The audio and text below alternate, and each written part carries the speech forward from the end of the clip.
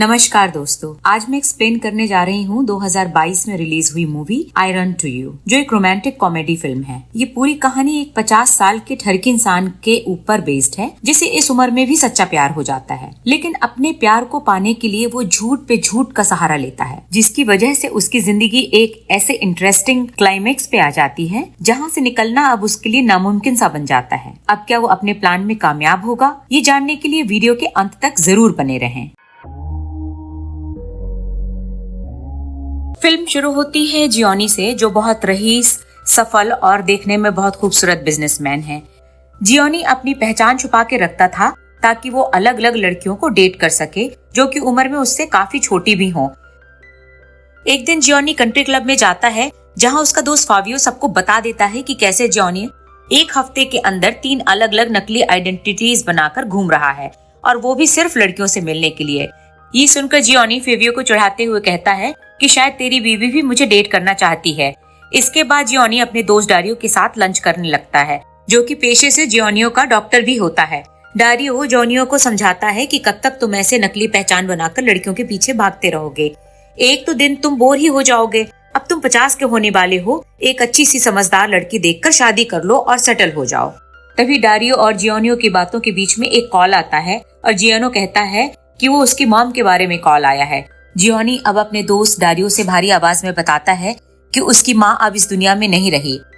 Lunch खत्म होने के तुरंत बाद ही जियोनी जल्दी से शमशान की ओर निकल जाता है।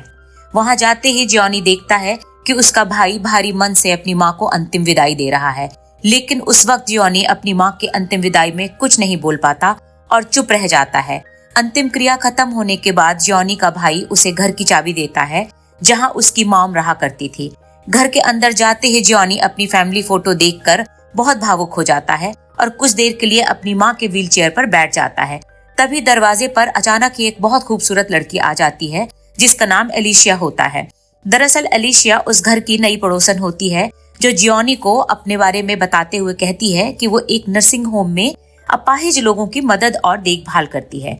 वो जियोनी को सलाह देती है कि अगर वो चाहे तो वो उसके लिए मदद करेगी। असल में जियोनी एक ऐसा इंसान होता है जो हमेशा मौका ढूंढता है कि किस तरह से वो लड़कियों से बात कर सके और उनके साथ वक्त बिता सके, तो वो इस मौके को गंवाना नहीं चाहता है और तुरंत ही खुद को अपाहिज दिखाने का नाटक करता है। वो दिखाता है कि वो चल भी नहीं सकता है और व्हीलचेयर ही उसका एकमात्र सहारा है। दूसरे दिन जियोनी के ऑफिस में हम देख पाते हैं कि जियोनी किस तरह का एक बहुत सख्त व्यापारी होता है। वो पहले अपनी कंपनी के हर एक एम्प्लॉय को एक साथ बुलाकर एक मीटिंग करता है और कड़े शब्दों में सभी एम्प्लॉयज को बताता है कि उनकी स्नीकर कंपनी, जिसका नाम हाई स्पीड होता है, उस कंपनी में अब सिर्फ जूते ही नहीं बल्कि रोज की जरूरतों का सामान भी बेचा जाए। फिर ये मीटिंग खत्म करके जियोनी उसके असिस्टेंट, जिसका नाम लुसियाना है, उससे कुछ पुराने कपड़े इकट्ठे करता है और उन पुराने कपड़ों को लेकर अपनी माँ के घर चला जाता है ताकि वो अच्छे से हैंडीकैप होने की एक्टिंग कर सके। एलिशिया उसे देखकर पहले कॉफी पीने को ऑफर करती है। जियोनी इस ऑफर को मान जाता है, लेकिन दिखावा करता है कि वो कॉफी पीने नहीं आया था, पर एलिशिया के बोलने पर वो मान गया था। अब वो दोनों एक दूसरे के साथ कॉफी पीते हुए बातचीत करते हैं। बातचीत के दौरान जियोनी ये जान जाता है कि लड़की रिलेशनशिप में नहीं जाना चाहती है, वो सिंगल रहना ज्यादा पसंद करती है और वो ऐसे इंसान को ज्यादा पसंद करती है जो हमेशा स्वस्थ और हेल्दी रहना चाहता है। इसका मतलब जियोनी का हैंडीकैप होने की एक्टिंग पूरी तरह से वेस्ट हो जाती है। एलिशिया अब यहाँ से जाने को तैयार हो जाती है, पर जियोनी को बिल्कुल अच्छा नहीं लगता है, क्योंकि वो अपने प्लान में पूरी तरीके से फेल हो चुका था। इसलिए अब वो एक नया प्लान करता है और एलिशिया को अपने बारे में बता देता है कि वो हाई स्पीड नाम के एक बड़ी कंपनी का मालिक है। इस कंपनी के पूरे यूरोप में 148 अलग अलग स्टोर हैं, जो कि एक बहुत बड़ी बात है। ये बात सुनते ही एलिशिया के तेवर बदल जाते हैं और तुरंत जियोनी को अपने घर पर इनवाइट करती है। वो बताती है कि वो एक साथ लंच करना चाहती है। दूसरे दिन सुबह ही सुबह जियोनी सबसे पहले गाड़ी से एलिशिया के पते पर पहुंच जाता है। वहां जाते ही वो एलिशिया के घर वालों से मिलता है। वो देखता है कि एलिशिया की दादी बहुत बीमार होती हैं, साथ में अलीशिया के माँ और पिताजी से भी मिलता है। इसके बाद वो देखता है कि अलीशिया की एक बहन है जिसका नाम चियारा होता है। चियारा एक बहुत ही खूबसूरत गाड़ी से घर में आती है। जियोनी चियारा की खूबसूरती को देख करके मोहित हो जाता है, लेकिन तभी वो बहुत ही शॉक हो जाता है जब वो देखता है कि चियारा एक हैंडीकैप है जो कि व्हीलचेयर का इस्तेमाल करती है। यहाँ से जियोनियो को पहली बार समझ में आता है कि अलीशिया उसको घर में क्यों बुलाना चाहती थी। असल में अलीशिया की बहन भी उसी की तरह से व्हीलचेयर पर बैठकर काम करती है। तभी अलीशिया चाहती है कि जियोनियो उसकी बहन के साथ दोस्ती कर ले, मतलब उसका बॉयफ्रेंड बन जाए। लंच खत्म होने के बाद जियोनियो बाहर बैठकर चियारा के साथ बातें करने लगता है। चियारा बताती है कि उसको म्यूजिक के प्रति बहुत लगाव है और वो एक प्रोफेशनल वायलिन प्लेयर बनना चाहती है। ये सब सुनकर जियोनियो को बिल्कुल अच्छा नहीं लगता, क्योंकि वो जिस प्लान के साथ घर में आया था सब कुछ उसके साथ उल्टा हो रहा है। लेकिन फिर भी वो किसी तरह नॉर्मल रहने की ट्राई करता है। इन सब के बाद जियोनियो अपने घर लौट आता है और अपने सभी दोस्तों के साथ चियारा के बारे में बात करता है। जियोनियो उन सबको बताता है कि लड़की देखने में तो बहुत खूबसूरत है, लेकिन वो एक हैंडीकैप है और बिना व्हीलचेयर के वो चल फिर भी नहीं सकती है। तभी जियोनियो का दोस्त फेबियो जियोनियो को चैलेंज करता है कि अगर तुम इस लड़की को अपनी गर्लफ्रेंड बना लेते हो तभी मुझे विश्वास होगा कि तुम वाकई टैलेंटेड हो। जियोनियो इस चैलेंज को स्वीकार कर लेता है। दूसरी तरफ अलीशिया जियोनियो की माँ के घर जाती है, क्योंकि जियोनियो गलती से अपना रेनकोट उसके घर भूल गया था। जब वो घर के अंदर जाती है तब वो जियोनियो को वहाँ नहीं देखती, बल्कि उसका बड़ा भाई वहाँ पर होता है। अब समस्या ये थी कि जियोनियो के भाई को जियोनियो की झूठी कहानी के बारे में कुछ भी नहीं पता था। अलीशिया जब जियोनियो के बारे में बात करती है और उसके हैंडीकैप होने पर दया दिखाती है, तब उसका भाई बहुत ही ज्यादा अचंभे में पड़ जाता है, लेकिन वो किसी तरह चुप रह जाता है और अलीशिया की बातों को चुपचाप सुनते रहता है। वो जब अपने भाई जियोनियो से मिलता है तो सबसे पहले उससे झूठी कहानी के बारे में बात करता है और उसे समझाता है कि सिर्फ लड़कियों से दोस्ती करने के लिए झूठी और नकली कहानी का सहारा ना ले। पर जियोनियो हमेशा की तरह उसके भाई की बातों को सुनकर इग्नोर कर देता है और वहाँ से चला जाता है। दूसरे दिन सुबह जियोनियो काम पर जाने से पहले चियारा को एक वॉइस मैसेज भेजता है और पूछता है कि अगर वो शनिवार को फ्री है तो दोनों एक साथ घूमने जाएंगे। ये बोलकर जियोनियो अपने काम पर चला जाता है, लेकिन ऑफिस जाते ही जियोनियो शॉक हो जाता है, क्योंकि चियारा वहाँ बिना बताए अचानक ही उसके ऑफिस में चली आई थी। जियोनियो को लगता है कि अरे वो तो अभी पकड़ा जाएगा, क्योंकि उसके पास व्हीलचेयर नहीं है। तभी वो जल्दी से ऑफिस के डेस्क पर बैठ जाता है। अब चियारा जियोनियो को बताती है कि वो शनिवार को उसके साथ घूमने नहीं जा सकती, क्योंकि उस दिन उसी के जैसे लोगों के लिए एक टेनिस टूर्नामेंट का आयोजन किया गया है, जहां पर खिलाड़ी व्हीलचेयर पर बैठकर टेनिस खेलेंगे। और वो जियोनियो को इस टूर्नामेंट में आने के लिए इनवाइट करती है। जियोनियो चियारा को इम्प्रेस करने के लिए एक झूठ बोलता है कि वो कहता है कि उसकी कंपनी स्पोर्ट्समैन के लिए बहुत तरीके के इक्विपमेंट्स बनाते हैं, खास तौर पर उन स्पोर्ट्समैन के लिए जो चल फिर नहीं सकते हैं और व्हीलचेयर पर बैठे रहते हैं। ऐसे लोगों को उसकी कंपनी स्पेशल तरीके से सपोर्ट करती है। फिर कुछ दिनों बाद टूर्नामेंट का दिन आ चुका होता है और जियोनियो वहाँ पर विजिट करता है। वो चियारा को टेनिस खेलते हुए ध्यान से देखता है और उसका खेल देखकर बहुत ही प्रभावित हो जाता है, क्योंकि व्हील चेयर पर बैठने के बावजूद भी वो काफी खूबसूरती से खेल को खत्म करती है। इसके बाद चियारा जियोनियो को लेकर अपने दोस्तों के साथ लंच करने चली जाती है, जो कि उसी की तरह से चल फिर नहीं सकते थे। जियोनियो सोचता है कि उसका लंच बहुत अच्छे से पूरा हो जाएगा, लेकिन ऐसा नहीं होता है, बल्कि चियारा के दोस्त उससे एक के बाद एक मुश्किल सवाल पूछते रहते हैं कि वो कैसे हैंडीकैप हो गया था। इस तरह के सवाल पूछने लगते हैं, जिससे जियोनी बहुत ही असहज हो जाता है। जियोनी अब रात को ठीक से सो नहीं पाता है, उसको अलग अलग बुरे सपने आने लगते हैं। फिर जियोनियो चियारा के म्यूजिकल इवेंट पर भी जाता है, जहां चियारा ऑर्केस्ट्रा प्ले करने वाली होती है। वहां पर जियोनियो एक electric wheel chair local market से खरीद लेता है और थिएटर की बालकनी सीट पर बैठ जाता है। प्रोग्राम खत्म होने के बाद वो चियारा को सरप्राइज करने के लिए उससे मिलता है। चियारा उसको पूछती है कि वो यहाँ पर क्या कर रहा है। इसके जवाब में जियोनियो उसको झूठ बोलता है और कहता है कि पास ही के शहर में उसका कुछ काम चल रहा है, इसलिए वो यहाँ घूमने चला आया था। अब अचानक ही जियोनियो ये डिसाइड कर लेता है कि वो अपने सारे झूठ के बारे में चियारा को बता देगा कि वो चल फिर सकता है और वो सब नाटक कर रहा था। लेकिन अगले ही पल में वो अपना दिमाग चेंज कर लेता है और चियारा को बताता है कि वो पास के शहर में कोई भी काम नहीं कर रहा है, उसने तो बस झूठ बोला था ताकि वो चियारा को मिल सके। अगले दिन सुबह को जियोनियो फिर से उसके दोस्त डारियो के साथ बात करता है और उससे एक सलाह मांगता है, ताकि वो चियारा के साथ में एक अपनी फोटो खींच सके, क्योंकि वो उस फोटो को दिखाकर फेबियो का चैलेंज जीतना चाहता है। डारियो उसको समझाता है कि ऐसे गंदे ख्याल मन से निकाल दो, अब तुम 49 साल के हो गए हो। पर जियोनियो उसकी बात नहीं सुनता है। जिसके कारण मजबूरी में डारियो एक प्लान बताता है जिसकी मदद से वो ऐसा कर सकता है कि वो अपनी फोटो खींच सके। जियोनियो चियारा को अगले दिन अपने घर में डिनर के लिए इनवाइट करता है और चियारा अपनी बहन से जियोनियो जैसे दोस्त को पाकर अपनी खुशी जताती है। दूसरे दिन चियारा जब जियोनियो के घर डिनर के लिए जाती है तो वो देखती है कि जियोनियो का घर बहुत ही बड़ा होता है। वो जैसे ही एक रूम में प्रवेश करती है वो देखती है कि घर का सारा सामान और फर्नीचर बहुत ही खूबसूरत तरीके से सजा हुआ है। तभी डिनर शुरू होता है और चियारा जियोनियो से पूछती है कि वो कैसे पैरालाइज हो गया। जियोनियो उसके जवाब में एक झूठ बोलता है और कहता है कि सुपरमैन के एक्टर क्रिस्टोफर रीव की तरह उससे भी एक एक्सीडेंट हो गया था। लेकिन चियारा बताती है कि क्रिस्टोफर रीव का तो एक कार एक्सीडेंट हुआ था और उनके गर्दन के नीचे का सारा भाग पैरालाइज्ड हो गया था, पर तुम्हें तो ऐसा नहीं हुआ है।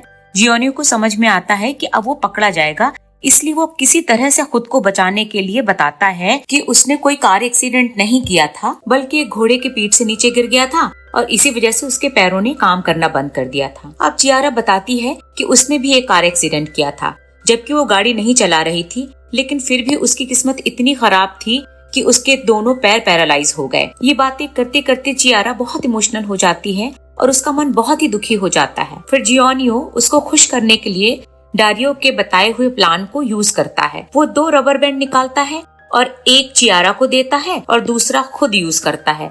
वो चियारा को बताता है कि रबर बैंड को अपने सीने के बराबर कस के पकड़े रहना। अब जियोनियो एक बटन प्रेस करता है और पूरा रूम पानी से भर जाता है। फिर एक टाइम पर पानी इतना ज्यादा भर जाता है कि उनके गले तक आ जाता है। रबर बैंड की मदद से दोनों पानी के ऊपर तैर रहे होते हैं। ये मौका देखकर जियोनियो चियारा के साथ रोमांटिक होने की कोशिश करता है। अब पानी के रूम से बाहर निकलने के बाद दोनों ऑटोमेटिकली नीचे आ जाते हैं और फर्श पर दोनों लेट जाते हैं। जियोनियो दरअसल इस टाइम इंतजार कर रहा होता है। वो तुरंत अपना फोन निकालकर चियारा के साथ एक सेल्फी लेने लगता है ताकि वो फेबियो को दिखा सके। दूसरे दिन सुबह जियोनियो ये फोटो फेबियो को दिखाता है और इस चैलेंज को जीत जाता है। इसके बाद कुछ दिन बीत जाते हैं, लेकिन जियोनियो और चियारा के बीच कोई बातचीत नहीं होती है, जिससे जियोनियो की जिंदगी में थोड़ा बदलाव महसूस होने लगता है। एक दिन सुबह जियोनियो जब मॉर्निंग वॉक करने के लिए जाता है तब वो चियारा को फोन करता है और उसे मिलने के लिए कहता है और बोलता है कि वो उसे कुछ खास जरूरी बातें बताना चाहता है,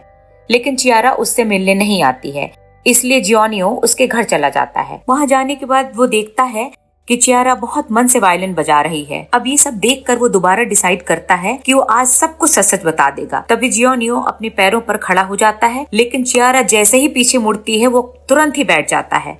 चियारा जियोनियो को देखकर पूछती है कि वो जरूरी बात क्या है, पर जियोनियो अपना प्लान चेंज कर लेता है और डिसाइड करता है कि वो चियारा को सच नहीं बताएगा, इसलिए वो चुप रहता है। चियारा जियोनियो को बताती है कि एक्सीडेंट होने से पहले उसका एक बॉयफ्रेंड था, लेकिन उसके पैर पैरालाइज्ड होने के बाद वो उसको छोड़कर चला गया था। चियारा जियोनियो को और बताती है कि एक्सीडेंट होने से और कहीं पर चोट लगने से इतना दर्द नहीं होता जितना उसको किसी के झूठ बोलने से होता है। ये बातें सुनकर जियोनियो थोड़ा डर जाता है और ये डिसाइड करता है कि इस वक्त वो कुछ भी सच नहीं बताएगा। उसको चुप रहते देखकर चियारा जियोनियो को उसके दोस्तों के साथ मिलवाने के लिए बोलती है, क्योंकि आज तक वो जियोनियो के किसी भी दोस्त से नहीं मिली थी। इसके बाद जियोनियो उसके दोस्त डारियो और लुसियानो को चियारा के घर डिनर के लिए ले जाता है। रास्ते में डारियो जियोनियो को पूछता है कि मुझे ऐसा लगता है कि तुम चियारा से प्यार करने लगे हो। अगर ऐसा है तो तुम चियारा को सच सच बता दो और ये एक्टिंग बंद कर दो।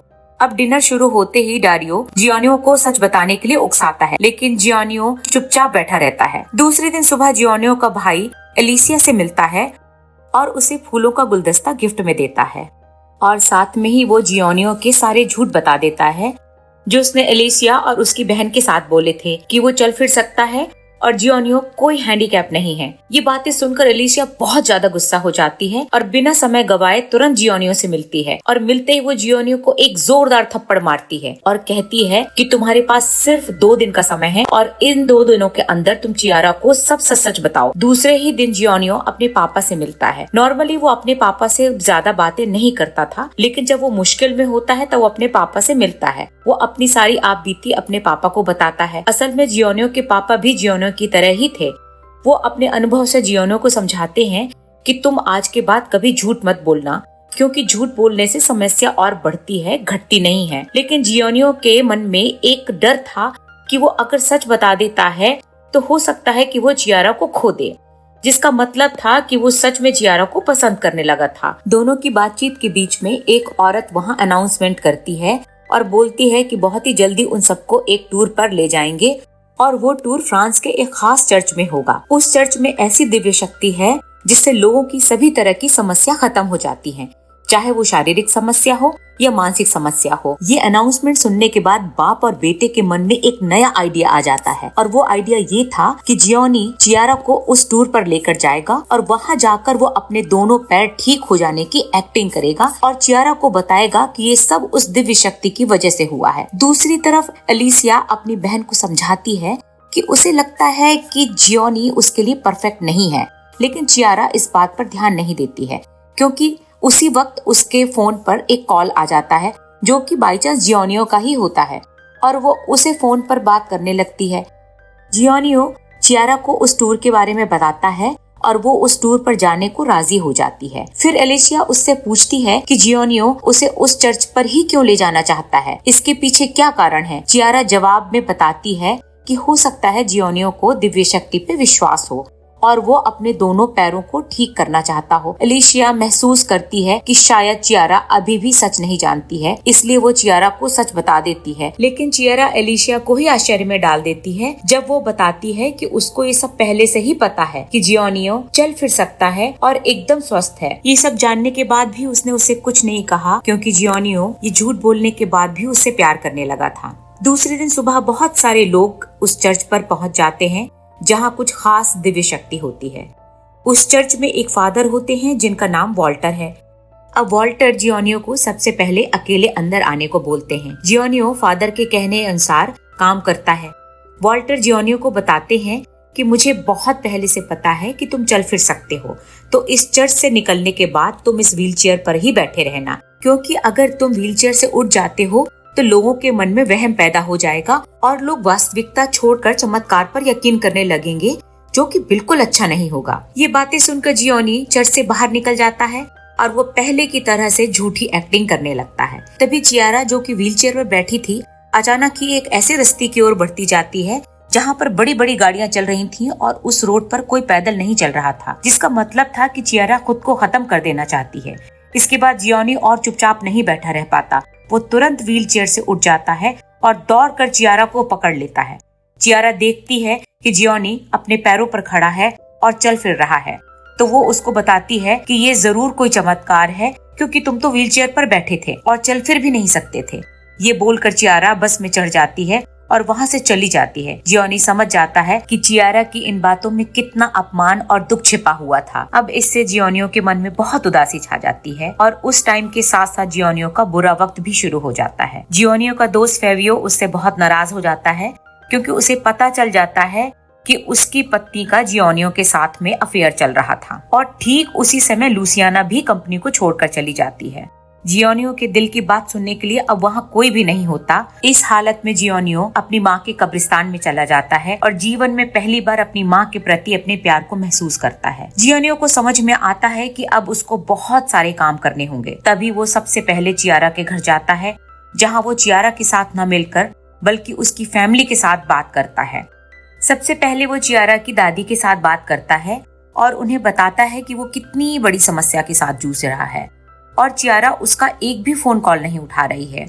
उसकी दादी उसे बताती है कि चियारा बहुत स्मार्ट है, अगर वो कुछ भी कर रही है तो वो सोच समझ कर ही कर रही होगी। जियोनी तुरंत उसकी दादी को समझाता है कि वो चियारा से कितना प्यार करता है और अपनी बात रखता है कि वो चियारा का हर तरफ से ख्याल रखेगा और खुद भी एक अच्छा इंसान बनने की कोशिश करेगा। ये सब बातें सुनकर वो बताती है कि चियारा एक थिएटर में रिहर्सल के लिए गई थी और जहाँ उसका एक नया प्रोग्राम होने वाला है। साथ में वो ये भी बता देती है कि वो कब और कहां से बस में चढ़ेगी। इसके बाद जियोनी तुरंत उस एड्रेस पर पहुंच जाता है और उस बस को रोक लेता है जिस बस में चियारा होती है। जियोनी जल्दी से उस बस में चढ़ जाता है और चियारा से बात करने की कोशिश करता है, लेकिन चियारा किसी भी तरह से भावुक नहीं होती है और कड़े शब्दों में बताती है कि उसे किसी की दया नहीं चाहिए। ये सब बोलकर वो जियोनियो को पूरी तरह से नजरअंदाज करती है और बस में वहाँ से चली जाती है। अब चियारा के ऐसे बर्ताव से जियोनियो बहुत ज्यादा दुखी हो जाता है इसलिए वो दूसरे दिन सुबह को जरूरत से ज्यादा रनिंग करता है, क्योंकि उसको पता था कि चियारा के इस बुरे बर्ताव के पीछे उसी का अपना दोष है। इसीलिए वो खुद को तकलीफ देकर सब कुछ भूलना चाहता है, लेकिन कुछ देर में वो थक जाता है और रास्ते की साइड पर बैठ जाता है। तभी उसकी नजर सामने एक व्हील चेयर पर पड़ती है। वो सर उठाकर देखता है तो पाता है कि उस पर और कोई नहीं, चियारा ही बैठी है। जियोनी उसको पूछता है कि तुम यहाँ क्या कर रही हो। इसके जवाब में चियारा जियोनी के स्टाइल में ही उसे बताती है कि पास के ही शहर में उसका एक काम था और इसीलिए वो घूमते घामते यहाँ चली आई है। अब ये बात सुनकर जियोनी के मुंह में हंसी आ जाती है और वो दोनों एक ही व्हील चेयर में बैठकर घर की तरफ निकल जाते हैं। अब मूवी के एंड में हम ये भी देखते हैं कि जियोनियो का भाई और एलिशा एक दूसरे को पसंद करने लगते हैं और साथ में ही जियोनियो भी चियारा से शादी कर लेता है। इसी के साथ मूवी का हो जाता है दी एंड।